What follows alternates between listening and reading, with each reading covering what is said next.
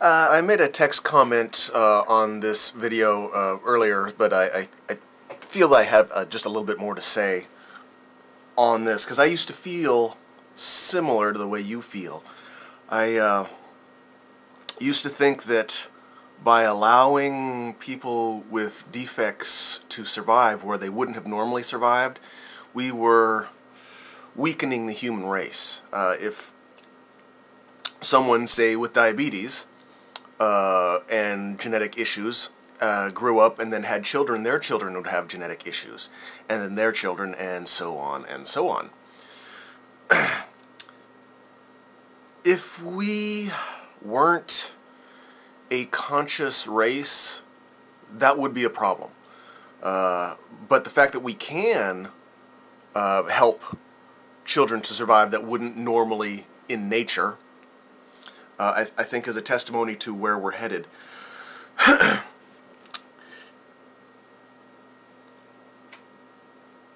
Because we are able to consciously study and learn, unlike in the animal kingdom where you just have a child and then you go, oh, well, that's the way it is, okay. We don't do that. We'll look at the problem and we try and fix it. If we didn't have any problems, imagine that we were all 100% healthy, we all lived to 120 years old, nobody had any cancer, nobody had diabetes, there were no Down syndrome, no retarded children, no one born without limbs or medical issues. If you can imagine that reality, we wouldn't have any medical technologies. If there's no problems, we're not going to try and fix a non-problem, sort of. So I think there has to be problems in order for us to move ahead. Now, as far as your question on evolution, this is actually, I think, one of the things that is most exciting to me. We have completed the Human Genome Project. And a lot of people are going to go, so? Moore's Law. I'm quite sure that you have heard of that and know what this is. It is the law that information technology will double upon itself.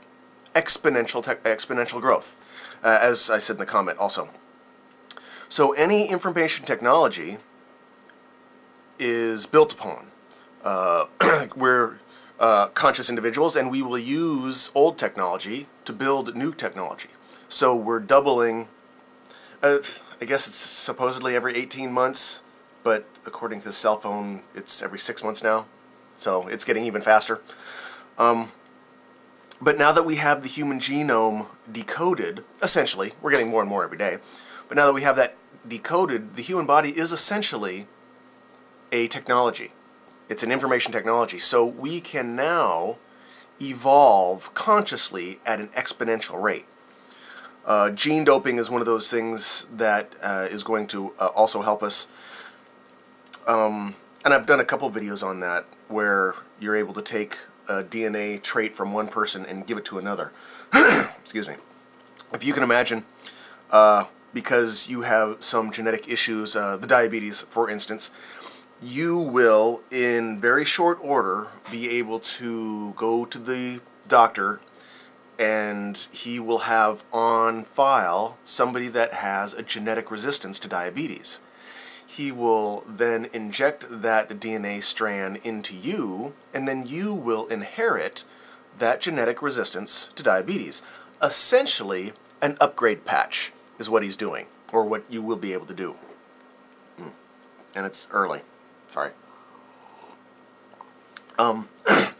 So, if you never had that problem, or if nobody ever had that problem, we wouldn't have this technology.